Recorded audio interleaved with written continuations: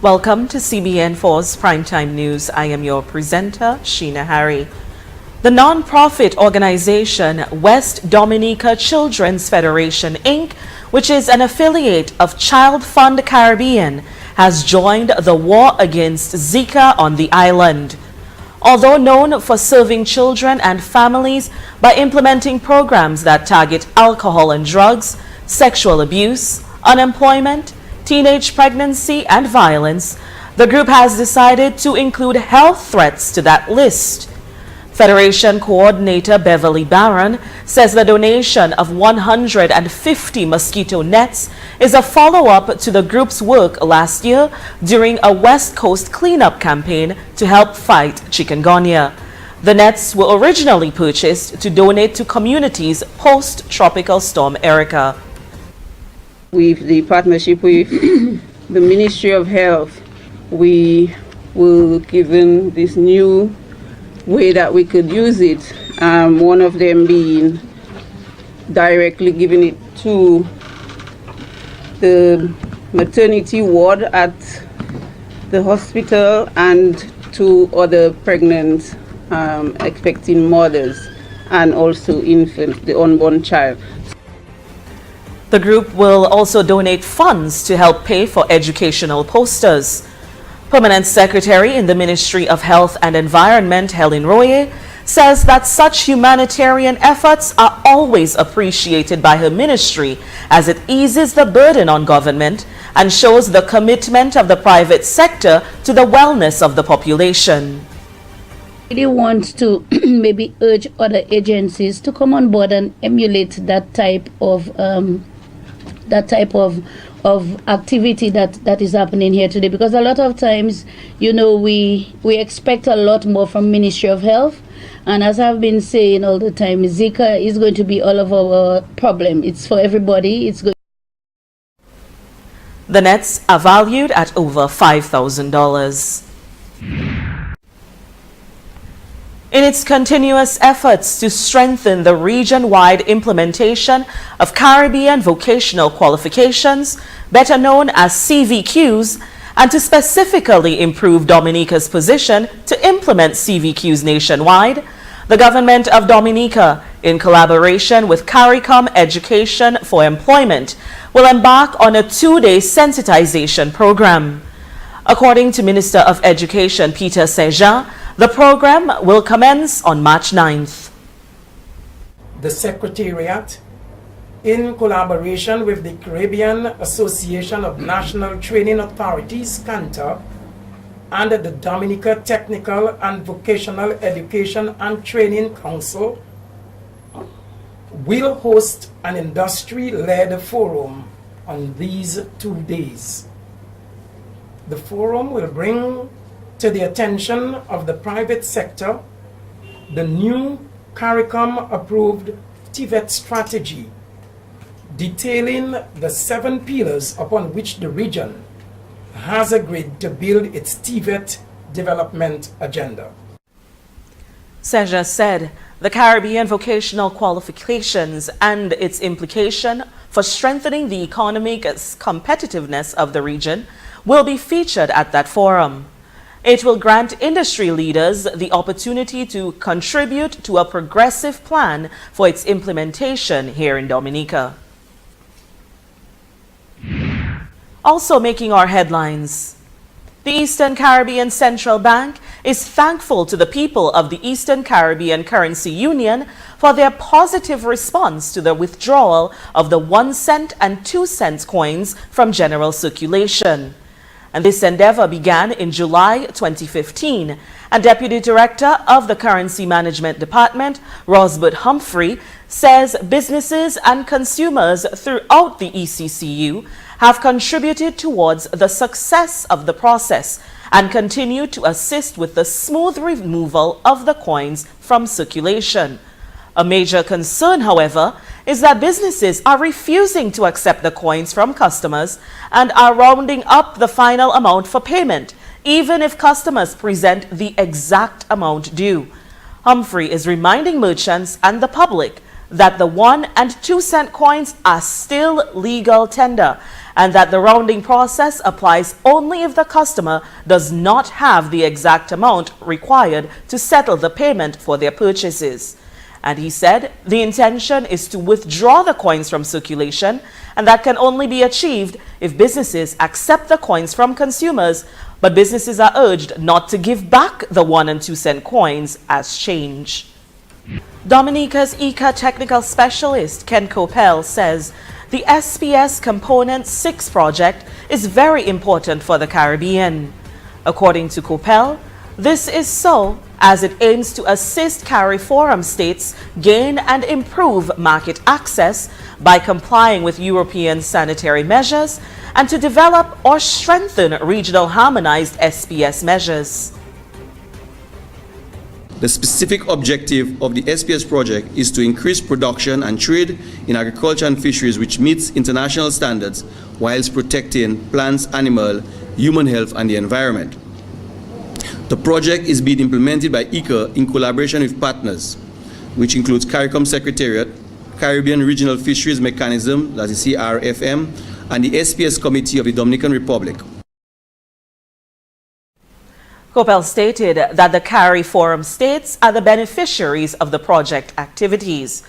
The project is a 42-month action valued at 11.7 million euros. The project seeks to address 3 major constraints impacting the agricultural health and food safety systems in the region.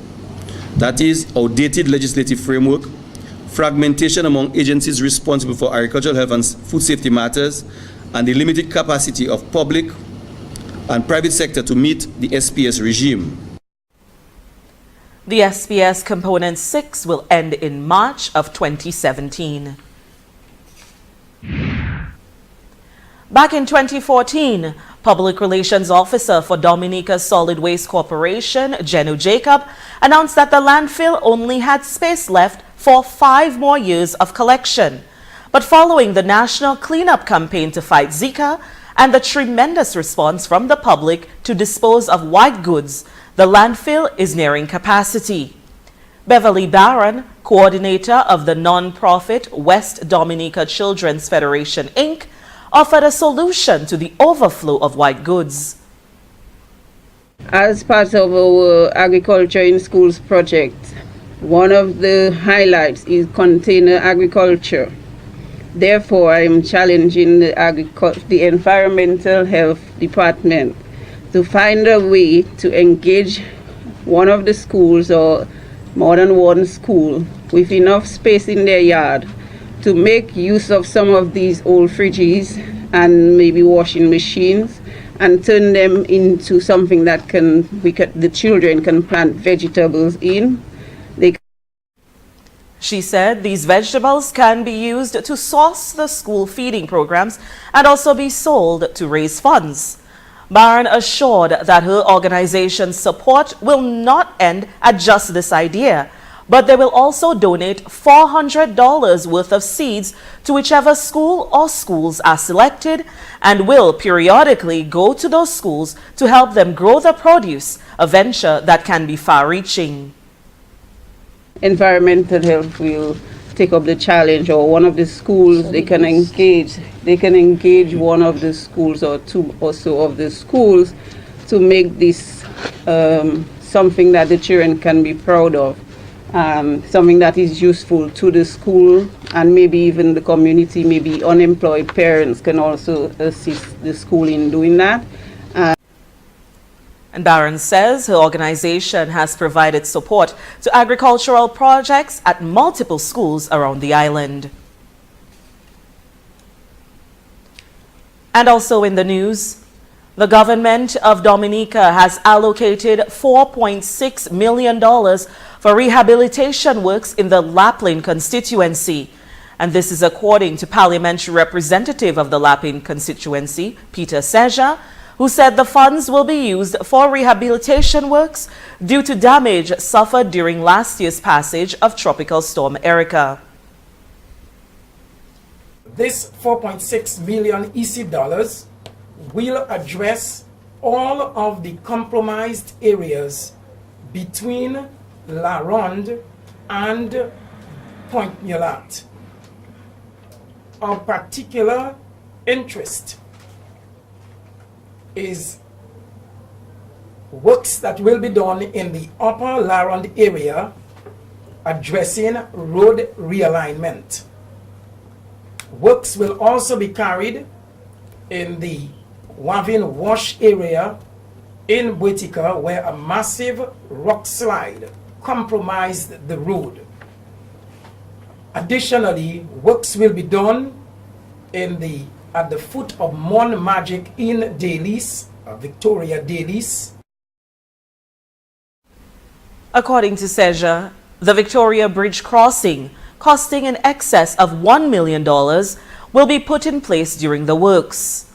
SEJA added, as a result of vehicular access still impossible in the Victoria end of Dalis, works have commenced on a bypass road through the La Roche Catholic Church. $40,000 has been approved for the bypass road project. And as always, thank you for tuning in to CBN4's Primetime News. We invite you to visit our website, cbn4.com, and stay up to date on all the latest news. Also, be sure to follow us on Facebook, Twitter, and Instagram. Coming up next, the Sports Report with Ali and Christopher.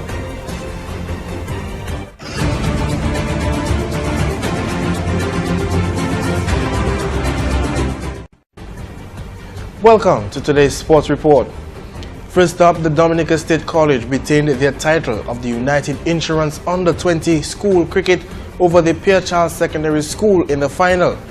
The Dominica State College lost the toss on day one of the final and was sent into bat, where they ended day one on 104 for 3. Dion Burton had an overnight score of 55, and on day two he ended on 123. Nasha Underwood made 47, and Alec Athanas took 5 wickets for 44, and Jasion Alexander 3 for 96. Pierre Charles in reply scored 75, with Jasion Alexander getting 31. Lee Louisi took 4 wickets for 29, and Romain Paris 3 for 29. The Pierre Charles Secondary School were asked to follow on, and at the close of play were left on 103 for 3. Alec Athanas hit an unbeaten half-century. The match ended in a draw, with the Dominica State College winning on first innings points to retain the title. Let's hear from the two captains. The performance from our bowlers especially, I think that they stuck to one line, and the fielders, I think they took all the catches, and that took the game from the PCSS guys. And you mentioned, I think it went wrong in the batting. Things didn't go as expected. They got some early wickets. That's where we failed in our first innings, but we still hold up in the end well, I think. But the batting also laid the foundation down for that victory. You yourself with that big century. What impact do you think that had on the game? Well, we needed someone to stay from the top order and bat for the innings. So I, as the captain, decided to take that role, and I just bat good and just put the bad balls away and play. And it showed. Do you think your team were probably intimidated trying to get to 239, replying to what the college put up? Definitely, the score 230, and the fast bowling it intimidated them. What positives can you take from this season? At least you've made it to the finals. Well, at least I've made it to the finals. Well, it's my last year playing for Pierre Charles. At least I went on a high note. I scored a half-century. I'd just like to tell the boys, just try to keep on the momentum I left for them and play good cricket. All right, and you play for the end.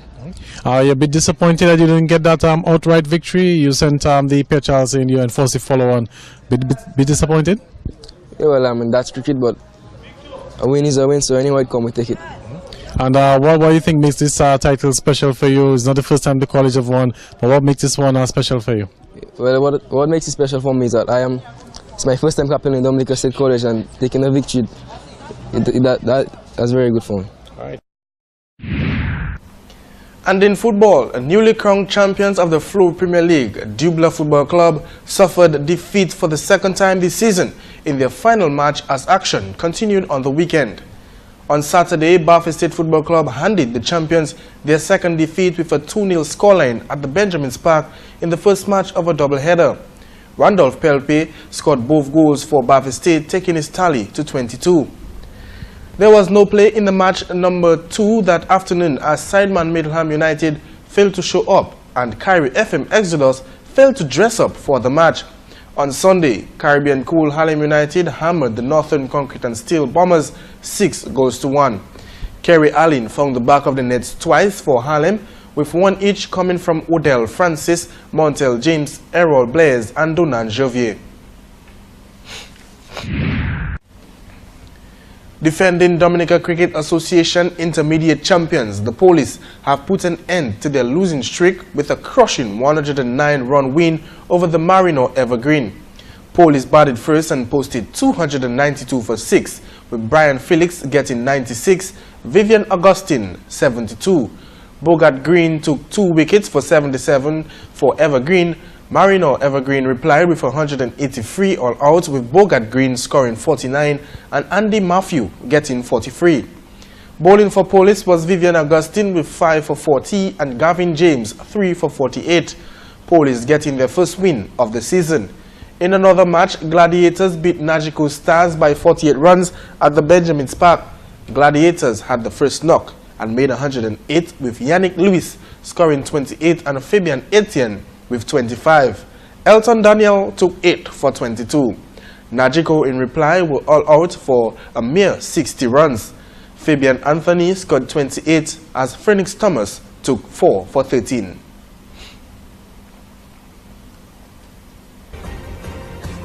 Leaders Guyana Jaguars remained on course for a title repeat as they defeated the Windward Island Volcanoes by 6 wickets on a dramatic third day when 17 wickets fell.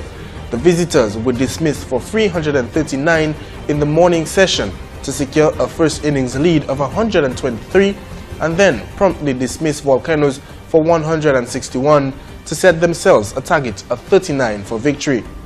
Drama then followed as Jaguars crashed to 13 for 4 before man of the match and captain Leon Johnson smashed a 4 and a 6 in an unbeaten 17 of 15 deliveries to see his side to victory in the 8th round contest. The win handed the title holders 18 points and propelled them to 125 points, keeping them in pole position to pick up their second straight regional 4-day title. Still with cricket, leading batsmen Stephanie Taylor and DeAndre Doughton carved out half-centuries to propel West Indies women to a handsome 57-run victory over South Africa and winning 2-0 in the 3-match one-day international series. Again, that should be a 57-run victory. Opting for first knock at Buffalo Park, West Indies women were dismissed for 232 with 4 balls left in the innings, with Captain Taylor hitting a top score of 79 and Doughton supporting with 61. The pair put on a brilliant 135 for the 3rd wicket, which pulled the visitors around from the dodgy position of 25 for 2 in the 8th over. 20-year-old leg spinner Sun Loss was again among the wickets with 3 for 34, while seamer Marizan Kapp picked up 2 for 38. In reply, South Africa women were 85 for 1 in the 22nd over, but collapsed to 175 all out of 45.3 overs, losing their last 9 wickets for 90 runs. India survived a top order collapse to beat rivals Pakistan by 5 wickets in a low-scoring Asia Cup group match in Bangladesh. Hardik Pandya took 3 for 8 as Pakistan was skittled for 83 in 17.3 overs, their 3rd lowest ever 2020 total. India were reeling at 8 for 3, but Virat Kohli scored a match-winning 49 of 51 balls as they reached their target with 27 balls remaining. Pakistan lost wickets at regular intervals with wicketkeeper Safraz Ahmed's defiant 25, one of only 2 scores in double figures. They will meet again in the ICC World 2020 on March 19th. And that concludes the Primetime Sport Report for today. I am Alan Christopher saying goodbye.